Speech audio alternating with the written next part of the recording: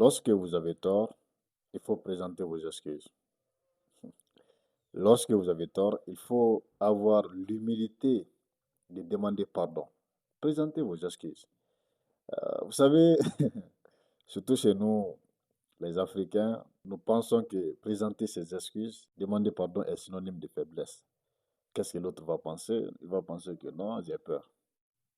Numéro 2, lorsque quelqu'un vous aime, lorsque quelqu'un vous respecte, lorsque quelqu'un vous aime, ça peut être un frère, ça peut être un ami, ça peut être un conjoint ou une conjointe. Lorsque quelqu'un vous aime, ne prenez pas ça pour un acquis. Ne faites pas souffrir quelqu'un parce qu'il vous aime. Ok? Parce qu'il y a des gens, quand ils savent que l'autre les aime beaucoup, ils vont commencer à les faire souffrir. On l'appelle, ne décroche pas parce qu'il sait que l'intéressé va le rappeler encore. On le parle, il boude parce qu'il sait que l'intéressé va courir encore derrière lui. Ne prenez pas l'amour pour acquis. Ne jouez pas avec le sentiment des autres parce que vous pensez que non, l'intéressé ne peut pas vivre sans vous. Parce que vous avez créé une certaine connexion qui fait que même si parfois vous avez tort, même si c'est vous le problème, c'est vous qui avez créé cette condition, mais la personne, par humilité, par amour, vient vers vous pour présenter encore ses excuses. Bien entendu, il y a des gens, même s'ils ont raison, mais par amour pour l'autre, n'est-ce pas, par le rattachement, parce que la personne est trop rattachée à leur union, à leur relation, elle sacrifie son honneur pour présenter ses excuses, pour demander pardon, pour demander la réconciliation, même si c'est elle qui a raison. Ne prenez pas ça pour acquis. Bonjour, bonjour les amis, j'espère que vous allez bien, ainsi que vos différentes familles. De mon côté, ça va Dieu merci. Ça se voit, non? Moi, je suis Sangara Balele, pour ceux qui ne me connaissent pas, je suis un écrivain et auteur de 2 livres. Bienvenue à toutes et à tous, bienvenue à l'école de la vraie vie, où chaque expérience est une leçon, chaque jour une opportunité d'apprendre et de grandir, et surtout, et surtout, chaque échec un tremplin vers le succès. Encore une fois de plus, bienvenue à toutes et à tous. Et si c'est l'école de la vraie vie, on apprend ce que l'école classique ne nous enseigne jamais. Aujourd'hui, on va parler de 2 sujets très intéressants dans les relations humaines. Ok. Le numéro 1, c'est l'humilité. Avoir l'humilité de présenter ses excuses lorsque vous avez tort. Les faits sont établis que vous avez tort, vous n'avez pas raison.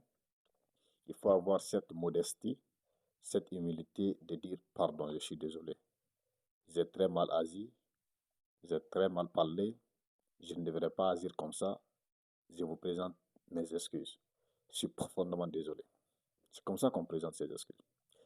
Mais il y a des gens, moi, je ne sais pas, moi je ne comprends pas comment les êtres humains sont.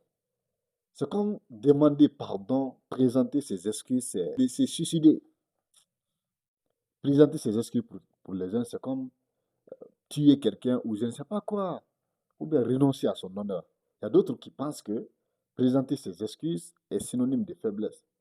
Non, quand je présente mes excuses, qu'est-ce qu'il va penser? Il va penser que j'ai peur de lui. Moi, je ne suis pas quelqu'un qui se laisse marcher dessus. Je ne peux pas présenter mes excuses. Ils sont tellement fiers, leur orgueil est tellement démesuré que même s'ils savent qu'ils ont tort, les faits sont là. Intérieurement, ils le savent. Mais ils ne vont pas présenter les excuses. Vous pouvez tout faire. Non, présenter ces excuses-là. Ils ne peuvent pas le faire. Pour eux, le faire, c'est de se rabaisser. Alors que présenter ses excuses, c'est signe de grandeur. C'est pour se mettre au-dessus de la mêlée. Lorsque vous avez tort, il faut présenter vos excuses. Mais il faut que ça soit sincère. Parce que c'est extrêmement important la sincérité. Lorsque vous présentez vos excuses, soyez sincère dans vos dires. Parce qu'il y a des gens aussi qui demandent pardon, mais c'est pas sincère. Genre, ils viennent s'ils étaient blessés. Si, ils utilisent beaucoup si. Bon, si ça t'a fait mal, ou bien s'ils étaient blessés, ou bien si tu penses que ils avaient tort, je suis désolé. Cela veut dire que non, pour eux, le si signifie quoi? Pour moi, c'est le conditionnel. Ça, pour moi, pour lui, à l'intérieur, il n'a pas tort. Ok? C'est ça. Pour lui, il n'a pas tort. Mais bon, si l'autre quand même pense que lui, il a tort, donc il présente ses excuses parce que l'autre pense qu'il a tort. Il ne présente pas ses excuses parce qu'il a tort dans sa tête. Non. Il présente ses excuses parce que l'autre pense qu'il a tort. Je ne sais pas si vous comprenez un peu le scénario. Ce sont des excuses qu'il ne faut jamais accepter. C'est mieux de ne pas se présenter ces excuses. Non, si j'ai tort, si tu m'as mal pris, si tu m'as mal compris, si tu as mal considéré mes propos. Est-ce que vous comprenez un peu? Donc, il renverse la situation. Le problème, ce n'est plus eux, mais c'est l'autre. C'est l'autre qui a mal compris, c'est l'autre qui a mal interprété les choses, c'est l'autre qui a mal accueilli ses propos. Donc, mais bon, comme il pense comme ça, alors je vais présenter juste mes excuses pour le soulager. Sinon, en réalité, j'ai pas tort. C'est ce que ça signifie. Il faut présenter sincèrement vos excuses lorsque vous avez tort. Il faut avoir cette grandeur. C'est de la grandeur. Personne n'est parfait. Vous ne pouvez pas dire non, vous ne pouvez pas commettre des erreurs. Ce n'est pas possible. Vous êtes un être humain, fragile, faible, vous n'êtes rien. L'être humain n'est rien. Vous n'êtes qu'une créature. Une créature, spermatozoïde, cadavre. Point. Il faut avoir l'humilité. Vous n'êtes rien. Nous sommes tous des anciens spermatozoïdes, je le répète, et des futurs cadavres. Demain, vous allez vous retrouver dans linceul, 1 mètre carré, et puis on met la terre sur vous, puis terminé. Ce sont les œuvres qui comptent. Donc, ne pensez pas que vous êtes trop supérieur pour présenter vos excuses. Tout a une fin. Donc, présentez vos excuses sincèrement. J'insiste sur le mot sincère, avec sincérité. Parce que si vous présentez vos excuses de manière conditionnelle, ça c'est de l'orgueil. Ce n'est pas présenter ses excuses comme ça. Excuse-moi si, je pense, si tu as mal pris. Non, il faut dire, je viens vers toi pour présenter mes excuses parce que j'ai mal agi.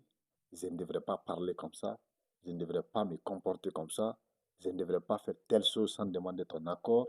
Je ne devrais pas parler ainsi devant les gens. Je ne devrais pas te manquer de respect. Je ne devrais pas hausser le ton. Je ne devrais pas t'insulter. Et je présente mes excuses. Je veux que tu me pardonnes. Je suis vraiment désolé. Je regrette mes actes. Tu parles avec franchise. L'intéressé, même si il a été blessé, mais par sincérité, par votre franchise, par votre manière de parler, par votre manière de présenter vos excuses, il va vous pardonner, croyez-moi. Personne n'est dupe pour accepter les excuses comme si tu m'as mal compris, si tu m'as mal interprété, si tu penses que. Arrêtez ça. Beaucoup de personnes le font. Ça peut être dans les amitiés, dans les couples et tout. Ils sont tellement orgueilleux, ils sont tellement fiers, entre griffes, parce que moi, je ne trouve pas ça comme une fierté. La fierté, pour moi, c'est l'harmonie entre ce qu'on dit et ses propres valeurs. La fierté, c'est la responsabilité. Et la responsabilité, c'est quoi? De reconnaître ses torts. C'est ça la responsabilité. Un homme responsable reconnaît ce qu'il a fait et présente ses excuses. S'il le faut publiquement, il va le faire. Parce qu'il sait qu'il a tort, il sait que c'est un être humain. Il peut se tromper. Donc il présente ses excuses en conséquence. Point barre. Pas de si, non. N'acceptez pas ça. Si c'est vous qui êtes la victime, n'acceptez pas. Et si c'est à vous de présenter vos excuses, il faut le faire très sincèrement. Numéro 2. Ne prenez pas l'amour des gens pour acquis. Ne prenez pas la considération que les gens ont envers vous pour un acquis, pour un instrument de manipulation, de domination. Parce qu'il y a des gens, lorsqu'ils savent que cette personne les aime et qu'elle fera tout pour préserver leur relation, ils vont le faire vivre l'enfer. Ça peut être un petit frère, ça peut être un grand frère, un neveu, un conjoint, une conjointe, une fiancée, petite amie, tout ce que vous voulez. Il y a des gens comme ça. Lorsqu'ils savent que la personne tient beaucoup à leur relation, lorsqu'ils savent que cette personne peut vendre son honneur, s'il faut le dire ainsi, pour maintenir leur relation, non, c'est foutu. Ils l'insultent. Ils savent que quand ils l'insultent, la personne va revenir encore. Ils l'insultent, ils le manquent de respect. On l'appelle, il ne décroche pas. Parce qu'ils savent que la personne va rappeler encore. OK? La personne l'écrit, il ouvre le message et il ne répond pas. Ils mettent les gens sur vue. Ils voient leurs appels manqués, ils ne décrochent pas. Peut-être l'appeler 3 jours après, ou bien mettre sur vue leur message et puis l'écrire un message 6 jours après, ou bien une semaine après. Ne faites pas ça. Il ne faut pas jouer avec ce que les gens ressentent pour vous. Ne prenez pas ça pour un acquis. Euh, L'amour, c'est difficile. C'est extrêmement difficile. Ça peut être l'amour fraternel, euh, amical, amoureux.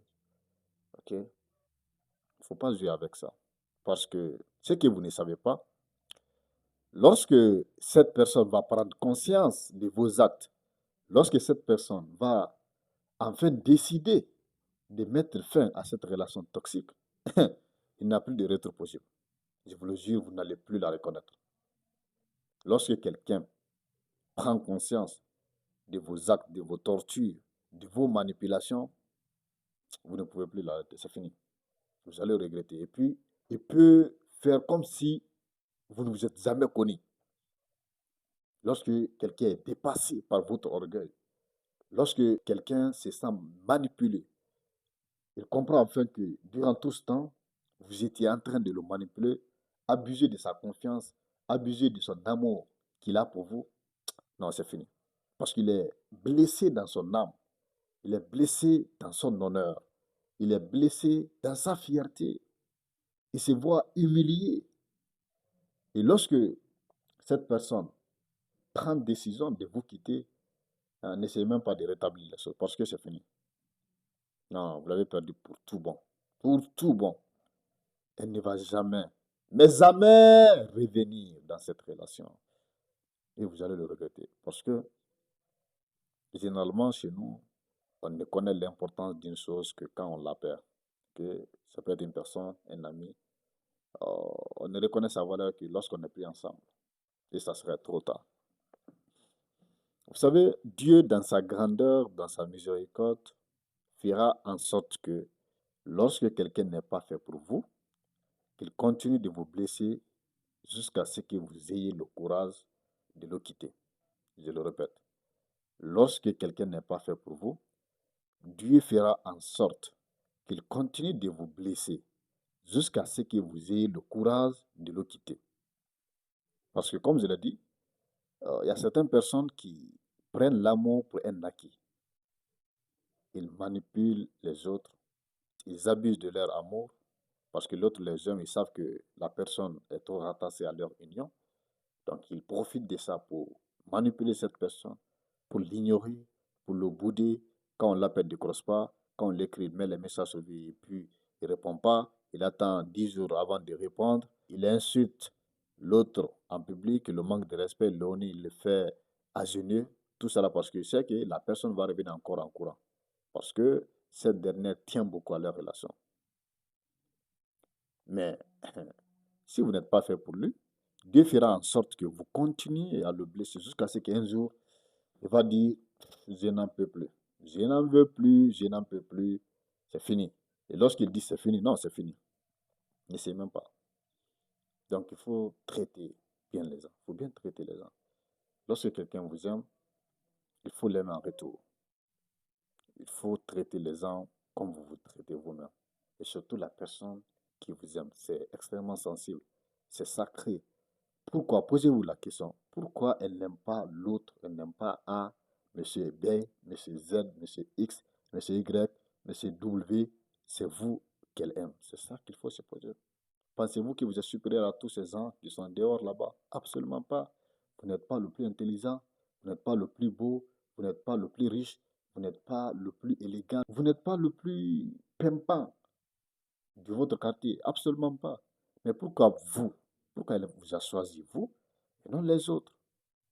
Pourquoi cette personne a choisi vous comme ami, comme époux, comme conjoint, n'est-ce pas? Comme petit ami, comme collaborateur et non les autres? pensez que vous avez une particularité, vous êtes supérieur à toutes ces personnes-là dehors? Absolument pas. C'est Dieu qui l'a mis sur votre chemin. Il faut respecter ça et rendre l'appareil. Il faut que ça soit réciproque. N'abusez pas de l'amour des gens. Sinon, le jour où ils vont prendre la décision de vous quitter, vous serez seul. Tout le monde va vous abandonner. Vous ne pouvez pas continuer à manipuler les gens. Et Dieu va se rassurer que vous continuez à le blesser jusqu'à ce qu'il prenne son courage à main de vous quitter. Parce qu'il y a certaines personnes, quand elles vous aiment, elles vont accepter beaucoup de coups. Elles vont avaler beaucoup de coups durs. Elles vont pardonner beaucoup de choses, beaucoup d'imbécilité, beaucoup de manque de respect, beaucoup d'insultes, beaucoup de guerres, beaucoup de batailles inutiles, beaucoup de querelles. Elles vont accepter tout. Vous les humiliez, elles vont accepter. Vous les frappez, elles vont accepter. Vous les insultez en public, vous les manquez de respect, elles vont accepter. Vous les boudez, vous les ignorez, elles vont accepter. Vous les mettez sur vie, vous ne décrochez pas leurs appels, elles vont pardonner. Elles-mêmes, peut-être, parfois, elles vont trouver des excuses pour justifier vos actes. Pour dire que peut-être que vous passez telle situation, vous n'avez pas fait exprès. Elles vont trouver des excuses pour justifier vos actes. Mais Dieu est pour les victimes et Dieu va se rassurer que vous continuez à les blesser jusqu'à ce qu'ils prennent le courage. Et le jour où ces personnes-là vont prendre le courage, n'est-ce pas? Parce que ça n'est de trop. Elles ont tellement encaissé qu'elles veulent exploser. Et quand elles explosent, vous ne pouvez plus les regagner. C'était ça aujourd'hui mon message pour vous. C'est deux points qui sont extrêmement importants dans les relations humaines. Numéro un, il faut savoir présenter ses excuses lorsqu'on a tort. Lorsque vous avez tort, présentez sincèrement vos excuses. N'utilisez pas la condition si tu penses que, si tu penses que, si tu crois que, si tu m'as mal interprété. Non. Présentez sincèrement vos excuses. Numéro 2, ne prenez pas l'amour des gens pour acquis. Ça peut être l'amour fraternel, des fiançailles, des mariages, des collaborations, d'amitié, tout ce que vous voulez. Il ne faut pas prendre ça pour acquis. Sinon, Dieu fera en sorte que vous continuez à blesser la personne jusqu'à ce qu'elle prenne le courage de vous quitter. Et quand elle vous quitte, c'est pour tout bon. Merci infiniment les amis d'avoir suivi cette vidéo jusqu'ici. Si elle vous a intéressé, n'oubliez pas de liker, de commenter, partager vos expériences. Est-ce que vous avez vécu de tels scénarios? Vous aimez quelqu'un et finalement il vous prend pour acquis, il vous manipule, il vous fait souffrir. Et quelle a été la suite? Est-ce que vous avez eu le courage de quitter cette personne ou jusqu'à présent vous êtes ensemble? Est-ce que vous avez fait face à une telle personne qui, lorsqu'elle a tort, refuse carrément de présenter ses excuses? Est-ce que vous avez fait face à ce type de personnes? Ces gens qui sont tellement orgueilleux, qu'ils se croient supérieurs, ils sont tellement fiers de ne pas présenter les excuses. Et comment vous avez géré la situation? Est-ce que vous avez décidé de ne plus être ami avec eux ou bien vous avez trouvé des stratégies pour contrecarrer leur manipulation et leur orgueil? Faites-nous le savoir. Mon nom est Sangaram Balele, l'écrivain noir.